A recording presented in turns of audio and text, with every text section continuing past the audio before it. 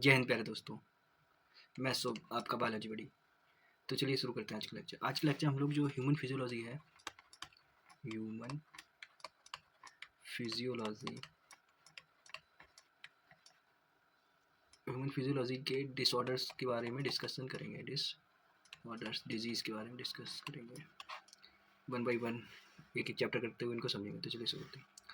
Disorder of respiratory system. Respiratory system में जो disorders हैं उनके बारे में बात करते हैं। तो सबसे पहले बात करते हैं किसकी, अस्थमा की। अस्थमा बेसिकली क्या है कि एक कॉरोनिक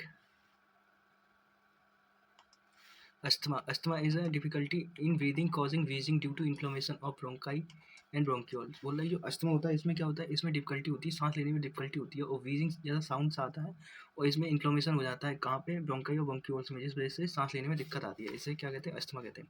फिर बात करते हैं एम्फाइसेमा की। तो emphysema is a chronic disorder in which alveolar walls are damaged due to which respiratory surface is decreased, one of the major cause of cigarette smoking. बोला है कि एम्फाइसेमा एक कॉरोनिक डिसऑर्डर है जिसमें क्या हो रहा है कि जो एल्वुलर वाल्स जो हैं वो डैमेज हो जा रही हैं और इस वजह से इनका जो सरफेस एरिया है वो डिक्रीज हो जा रहा है। और एम्फाइसेमा का मेजर कॉज क्या है, cigarette smoking is a major cause of emphysema. Occupational respiratory disorder. Occupational का मतलब कि व्यवसाय से रिलेटेड रेस्पिरेटरी ऑर्डर्स की बात कर रहे हैं। तो इसमें क्या है कि इन सर्टेन इंडस्ट्रीज, जो कुछ इंडस्ट्रीज होती हैं, स्पेशली कौन सी इंडस्ट्रीज, वो इंडस्ट्रीज जिनमें क्या इन्वॉल्व होता है, ग्राइंडिंग का काम इन्वॉल्व होता है या स्टोन ब्रेकिंग का काम इन्वॉल्व होता है, वो इंडस्ट्रीज में क्या होता है कि बहुत ज़्यादा मात्रा में डस्ट प्रोड्यूस होती है। So much dust is produced that the defense mechanism of the body cannot fully cope with the situation। और जो बहुत ज़्यादा डस्ट प्रोड्यूस होती है इस वजह से कि जो अपना बॉडी का डिफेंस मैकेनिज्म है ये इस सिचुएशन के साथ अच्छी तरीके से कॉप नहीं कर पाता है। और long exposure can give rise to inflammation leading to fibrosis. और इस चीज़ का लंबे समय तक यूज़ होता है, जैसे कि लंबे समय तक कोई उस फैक्ट्री में, स्टोन ब्रेकिंग या ग्राइंडिंग फैक्ट्री में काम कर रहा है तो लॉन्ग टाइम से क्या है, उसको डस्ट का एक्सपोजर हो रहा है, जिस वजह से क्या है कि उसके इन्फ्लामेशन हो जाती है उसके लंग्स में, और इसको क्या बोलते हैं, फाइब्रोसिस बोल रहे हैं। Proliferation of fibrous tissue and दस कॉजिंग सीरियस लंग डैमेज। और इसमें क्या होता है, प्रोलिफरेशन ऑफ फाइब्रस टिश्यूज में प्रोलिफरेशन देखने को मिलता है और इस वजह से क्या होता है कि सीरियस लंग डिजीज जो है, सीरियस लंग डैमेज हो जाते हैं। जिससे worker in such industry should wear protective mask. और इस इंडस्ट्री में जो वर्कर काम करते हैं उनको प्रोटेक्टिव मास्क पहनने चाहिए। उसके बाद अगले चैप्टर की बात करते हैं, disorder in circulatory system. Circulatory system में डिसऑर्डर की बात कर लेते हैं। तो इसमें हाई ब्लड प्रेशर, जैसे क्या हाइपरटेंशन भी बोलते हैं। Hypertension is the term for blood pressure that is higher than normal 120/80। Normal blood pressure जो होता है एक हेल्दी ह्यूमन का कितना होता है, 120/80। ये वाला हाई रहेगा और ये वाला लो रहेगा। 120 mmHg millimeters of mercury pressure is the systolic pressure or pumping pressure, and 80 mmHg diastolic or resting pressure. If repeated checks of blood pressure of an individual is 140/90, 140/90 or higher, it show hypertension।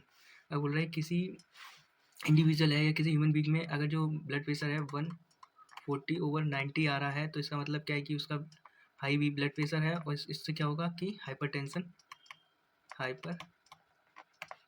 होगी, hypertension होगी। High blood pressure leads to heart disease and also affect vital organs like brain and kidneys. बोल रहा है कि अगर किसी में high BP की प्रॉब्लम होगी, हाई बीपी होगा, हाई ब्लड प्रेशर होगा, तो इस वजह से क्या है कि हार्ट डिजीज़ की जो हार्ट डिजीज़ लीड्स हो जाएंगी, हार्ट डिजीज़ कॉज होंगी और वाइटल ऑर्गन जैसे कि ब्रेन और किडनी भी इफेक्ट होते हैं हाई बीपी से। फिर इसके बाद बात करते हैं कॉरोनरी आर्टरी डिजीज़ की, जिसे कैड भी बोलते हैं। Coronary artery disease often referred to atherosclerosis affect the vessels that supply blood to the heart. इसमें क्या होता है, कॉरोनरी आर्ट डिजीज में क्या होता है कि जो वेसल्स जो हैं ब्लड हार्ट को सप्लाई कर रही होती है वो अफेक्ट हो जाती हैं। It is caused by deposit of calcium, fat, cholesterol and fibrous tissues. और ये किस वजह से होता है कि जो वेसल्स होती हैं उनमें कैल्शियम, फैट और कोलेस्ट्रॉल और फाइब्रस का कोलेस्ट्रॉल का डिपोजिशन हो जाता है फाइब्रस टिश्यूज में, which makes the lumen of arteries narrower. और जिस वजह से जो आर्टरीज का ल्यूमन होता है, कैविटी होती है, जैसे ये आर्टरी है और यहाँ पे फैट का और कोलेस्ट्रॉल का और कैल्शियम का डिपोजिशन हो जाता है तो इनका जो ल्यूमन होता है वो क्या नैरो हो जाता है, जैसे ब्लड सही से क्या है सर्कुलेट नहीं कर पाता है, इस वजह से कोरोनरी आर्टरी डिजीज कॉज हो जाती है।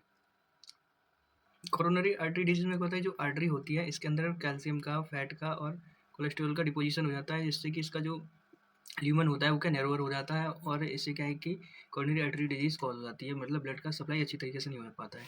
बात करते हैं एंजाइना की। It is also called angina pectoris, a symptom of acute chest pain. Appears when no enough oxygen is reaching to the heart muscles.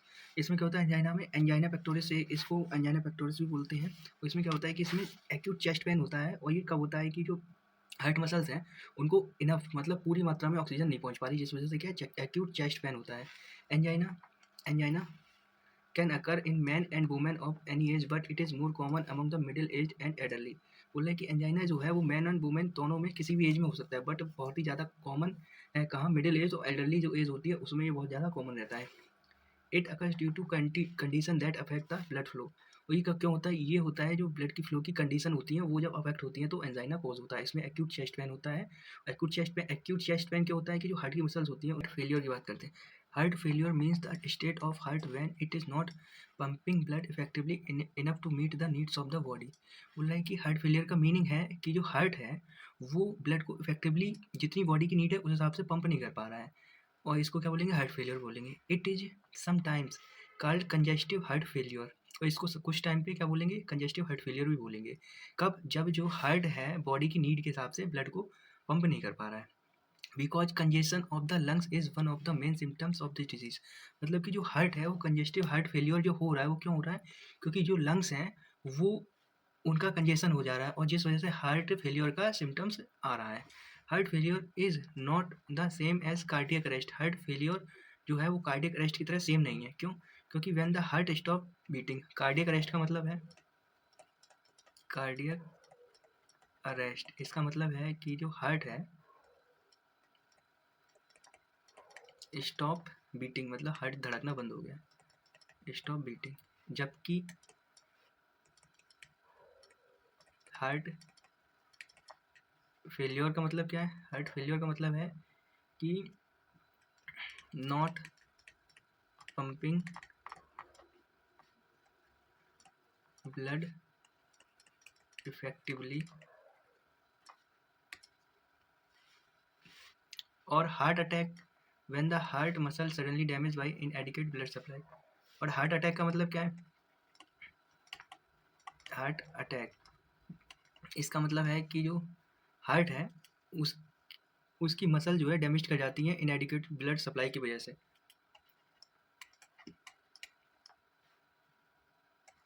Damage of heart muscle due to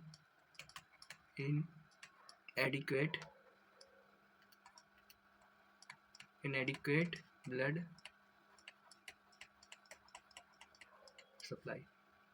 ठीक है, तो अभी ये चैप्टर कंप्लीट हो गया। उसके बाद next chapter disorder of excretory system के डिसऑर्डर के बारे में पढ़ते हैं। Malfunctioning of kidney can lead to accumulation of urea in blood.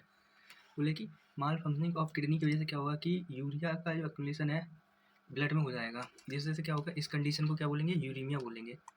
Uraemia का मतलब कि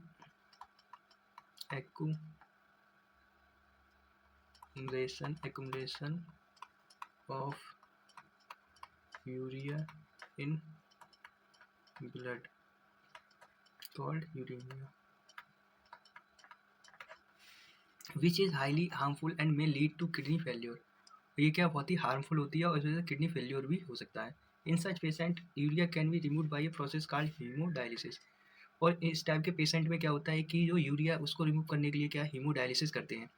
और ड्यूरिंग हीमोडायलिसिस के प्रोसेस के दौरान क्या करते हैं कि ब्लड को जो है एक कन्वीनियंट आर्टरी के द्वारा पंप करके डायलिसिंग यूनिट से आर्टिफिशियल किडनी में कन्वीनियंट मेथड के द्वारा ब्लड को ड्रेन करते हैं।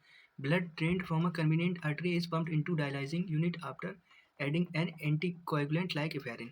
जो ब्लड ड्रेन किया है इसको कन्वीनियंट आर्टरी के द्वारा पंप करते हैं और डायलाइजिंग यूनिट द्वारा जब बाद में निकालते हैं तो इसमें क्या एक एंटी कोएगुलेंट मिलाते हैं हेपेरिन, जिस वजह से क्या ब्लड जो है कोएगुलेट ना करे, इसलिए एंटी कोएगुलेंट मिला देते हैं हेपेरिन को।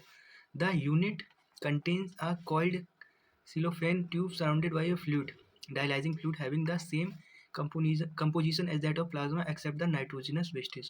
बोला कि यूनिट जो कॉइल्ड सिलोफोन ट्यूब होती है ये इस फ्लूइड से सराउंडेड रहती है, जिसे क्या डायलाइजिंग फ्लूइड बोलते हैं। और इसका जो कंपोजिशन होता है जैसा प्लाज्मा का कंपोजिशन होता है सेम एज इट, उसका जो सेलोफोन का ट्यूब जो होता है उसका भी कंपोजिशन सेम होता है, सिर्फ उसमें क्या नाइट्रोजनस वेस्ट नहीं होते। The porous cellophane membrane of the tube allow the passage of molecules based on concentration gradient। और जो cellophane membrane जो होती है वो क्या करती है, वो molecules को उनके concentration gradient के बेस पे मूव करने के लिए पैसेज प्रोवाइड करती है। As nitrogenous waste are absent in the dialyzing fluid, these substances freely move out, thereby clearing the blood। मतलब बोल रहा है कि जो नाइट्रोजनस वेस्ट जो होते हैं वो एब्सेंट होते हैं डायलाइजिंग फ्लूइड में, इस वजह से जो सब्सटेंस होते हैं वो फ्रीली मूव आउट करते रहते हैं और जिस वजह से ब्लड जो है क्लियर हो जाता है। The cleared blood is pumped back to the body through a vein after adding anti heparin to it.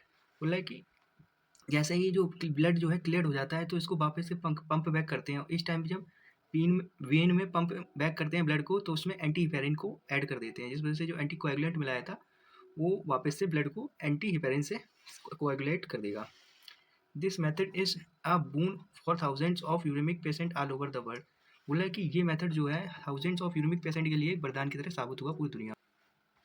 Kidney transplantation is the ultimate method in the correction of acute renal failure. बोल रहा है कि जो renal failure होता है मतलब kidney का जो फेलियर होता है उसमें किडनी ट्रांसप्लांटेशन जो है एक अल्टीमेट मेथड है जिससे कि रीनल फेलियर को करेक्ट किया जा सके।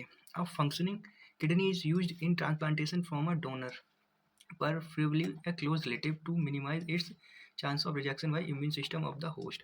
बोल रहा है कि जो फंक्शनल किडनी जो होती है जो हम लोग ट्रांसप्लांट करेंगे डोनर से लेके वो है कि क्लोज रिलेटिव से ली जाएगी और इससे क्या होता है कि जो इम्यून सिस्टम के द्वारा रिजेक्शन के चांस होते हैं वो मिनिमाइज हो जाते हैं। Modern clinical procedure have increase the success rate of such a complicated technique. और मॉडर्न जो प्रोसीडर होते हैं क्लिनिकल प्रोसीडर होते हैं इस वजह से जो सक्सेस रेट है इस कॉम्प्लिकेटेड टेक्निक का वो क्या इंक्रीज किया है। फिर रीनल कैलकुलाई की बात कर लेते हैं। स्टोन और insoluble mass of crystallize salt oxalate calcium oxalate होते हैं found within the kidney. बोला रीनल कैलकुलाई क्या होते हैं, ये क्या होते हैं स्टोन और इंसॉल्युबल मास होते हैं किसके, क्रिस्टलाइज्ड साल्ट के, और ये क्या है किडनी में बनते हैं। इनको क्या ये ऑक्सलेट के फॉर्म में बनते हैं। Glomerular nephritis inflammation of glomeruli of kidney. जब ग्लोमेरुलाई किडनी की ग्लोमेरुलाई में इन्फ्लेमेशन हो जाएगी सूजन हो जाएगी तो उस डिसऑर्डर को क्या बोलेंगे ग्लोमेरुलोनेफ्राइटिस बोलेंगे। और रीनल कैलकुलाई मतलब कि किडनी में क्या हो गया स्टोन हो गया उसी को बोल रहे हैं रीनल कैलकुलाई। ये क्या होता है एक insoluble mass of crystallize salt के इंसॉल्युबल मास होते हैं जो कि पेट में नहीं गलते हैं। अब बात कर लेते हैं disorder of muscular and skeletal system के डिसऑर्डर की बात कर लेते हैं। तो एक मिस्थेनिया ग्रेविस जो डिसऑर्डर है ये ऑटो इम्यून डिसऑर्डर है। ये क्या affecting neuromuscular junction leading to fatigue weakening और पैरालिसिस ऑफ स्केलेटल मसल्स। बोल रहा है कि जो मिस्थेनिया ग्रेविस है एक टाइप का ऑटो इम्यून डिसऑर्डर है। इस वजह से क्या होता है अफेक्टिंग न्यूरोमस्कुलर जंक्शन, जिस वजह से फटीग महसूस होगी वीकनिंग महसूस होगी और स्केलेटल मसल जो है पैरालिसिस कर जाएंगी। मस्कुलर डिस्ट्रॉफी ये क्या है ये progressive degeneration of skeletal muscle mostly due to genetic disorder. Muscular dystrophy एक तरीके का जेनेटिक डिसऑर्डर है। इसमें क्या होता है कि जो स्केलेटल मसल्स हैं उनका डीजनरेशन होता है। टिटैनी की बात करते हैं। टिटैनी क्या रैपिड स्पाज्म वाइल्ड कंट्रैक्शन होगा इन मसल्स में due to low calcium in body fluid. Body का जो फ्लूइड होता है उसमें लो कैल्शियम की वजह से मसल्स में वाइल्ड कॉन्ट्रैक्शन होगा जिससे कि टिटैनी की वजह से होता है। अर्थराइटिस की बात करते हैं तो इन्फ्लेमेशन ऑफ जॉइंट्स में सूजन आ जाएगी तो उसको अर्थराइटिस बोलेंगे। ऑस्टियोपोरोसिस देखें तो ये एज रिलेटेड डिसऑर्डर है characterized by decreased bone mass and increase chances of fracture. ये एज रिलेटेड डिसऑर्डर होता है जिसमें क्या है जो बोन मास होता है वो डिक्रीज हो जाता है और जो फ्रैक्चर होता है उसके चांस इंक्रीज हो जाते हैं। क्यों, जब बोन कमजोर होगी तो फ्रैक्चर के चांस तो इंक्रीज हो ही जाएंगे ना। बूढ़े लोगों में बुजुर्ग लोगों में यही दिक्कत होती है ऑस्टियोपोरोसिस की, एज रिलेटेड डिसऑर्डर है। Decrease level of oestrogen is the common cause. Oestrogen का जो लेवल है वो अगर डिक्रीज करेगा इस वजह से कॉमन कॉज है किसका, ऑस्टियोपोरोसिस का। गाउट का बात कर लेते हैं। Gout inflammation of joints due to accumulation of uric acid crystals, जो कि आज के टाइम में एक बहुत बड़ी प्रॉब्लम है। इन्फ्लेमेशन ऑफ जॉइंट्स किस वजह से होता है कि यूरिक एसिड के जो क्रिस्टल्स होते हैं उसका जॉइंट्स पे क्या होता है एक्युमुलेशन हो जाता है, जिस वजह से क्या गाउट होता है और गाउट से जॉइंट्स में सूजन आता है बहुत दर्द करता है। तो यहाँ पे क्या हमारा डिसऑर्डर कंप्लीट हो गया ह्यूमन फिजियोलॉजी का।